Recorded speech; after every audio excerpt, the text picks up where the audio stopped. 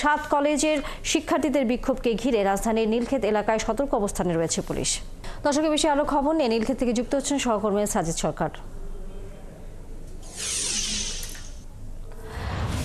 সাজিদ, যেহেতু 4 ঘন্টার আলটিমেটাম দিয়েছেন শিক্ষার্থীরা, এর মাঝে আর কোনো কর্মসূচি বা তাদের অবস্থান আসলে কি সেই সম্পর্কে জানানোর পাশাপাশি নীলক্ষেতে যেহেতু আপনি আছেন সেখানকার আইন শৃঙ্খলা পরিস্থিতির খবরও জানাবেন।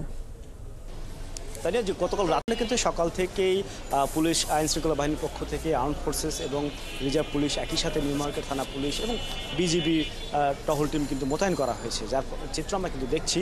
অর্থাৎ এই যে চিত্র কিন্তু আসলে মোকাবেলার উদ্দেশ্য শুধু নয়, সেটি হচ্ছে যে পরিস্থিতি সামাল দেয়া।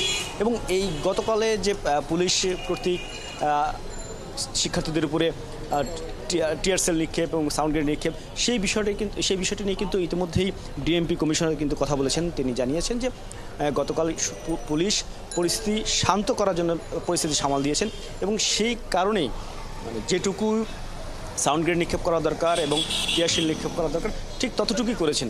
এ না হলে হয়তোবা রক্তাক্ত সংঘর্ষ হতে পারত, যে কারণে কিন্তু আইন শৃঙ্খলা বাহিনীর পক্ষ থেকে এই ধরনের পরিস্থিতি সামাল দিতে এই কার্যক্রমটুকু হাতে নেওয়া হয়েছিল। তবে এর প্রেক্ষিতে কিন্তু শিক্ষার্থীদের পক্ষ থেকে বলা হয়েছে, এই যে পুলিশের হামলায় প্রায় 44 জন শিক্ষার্থী আহত হয়েছেন, রাকিবকে হত্যার উদ্দেশ্যে হামলা করা হয়েছে, সেই কারণে কিন্তু তারা আলটিমেটাম দিয়েছেন। সেই আলটিমেটামের অংশ হিসেবে বলা হয়েছে যে নিউ মার্কেট থানার ভারপ্রাপ্ত কর্মকর্তা এবং নিউ মার্কেট জোনের যিনি সহকারী পুলিশ কমিশনার রয়েছেন তাকে প্রত্যাহার করতে হবে, প্রত্যাহার করে তাদের বিরুদ্ধে তদন্ত ব্যবস্থা করতে হবে। তা না হলে কিন্তু তারা এটি নিয়েও কিন্তু তারা আসলে আন্দোলন চালিয়ে যাবেন।